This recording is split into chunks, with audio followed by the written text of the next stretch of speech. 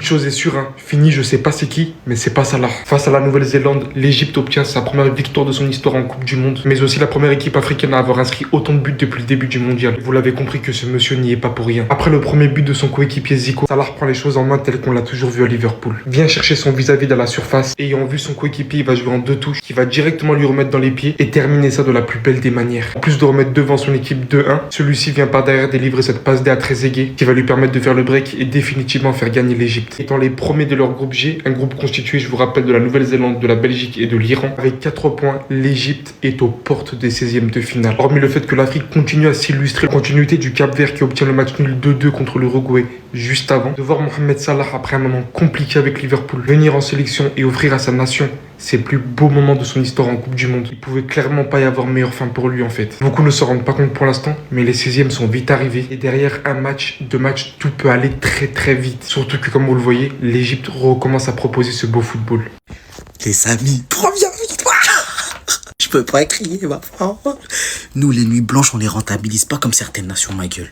Ah, première victoire en Coupe du Monde, le mythe, il est brisé. Y a personne qui va dire 0 victoire en Coupe du Monde. On a une victoire, mon pote. Premier du classement. Oh, merci, Neka, merci, Salah. Merci. T'auras une vidéo spéciale. Ne t'inquiète pas, t'auras ta vidéo spéciale. Les gars, c'est pas fini. On s'arrête pas là. Prochain match, victoire, on confirme la première place. Première mi-temps de touristes, mais touristes premium. Là, c'était touristes de première classe. Là, c'était vraiment la chemise, tout ça, les lunettes de soleil. Vraiment des vrais touristes. Deuxième mi-temps, j'ai pas envie de dire c'est le Barça parce que ouais, c'est abusé. Mais les amis, on a proposé un football. La Nouvelle-Zélande, on leur a marché dessus en deuxième mi-temps. Bah ouais, les gars. C'est étoile, les gars. Mais la première mi-temps, moi-même, j'ai sous-estimé la Nouvelle-Zélande. Les amis, on s'est mangé un pressing. J'étais choqué.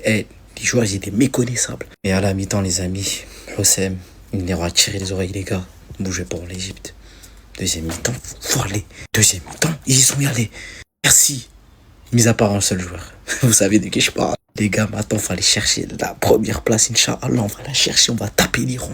Parce que c'est qu'une victoire. L'histoire n'est pas terminée. Tahia Masr, les gars, Tahia. La première victoire de l'Égypte dans l'histoire de la Coupe du Monde. Les gars, dites-vous, ils n'ont jamais gagné un match en Coupe du Monde. C'est le premier match. Franchement, c'est historique. Le match, il était fort. 1-0, il faut une remontada, il met 3 buts. C'est fort. C'est très, très fort. Et dites-vous, là, l'Égypte est premier de son groupe. Qui l'aurait cru? Qui l'aurait cru? C'est une dinguerie.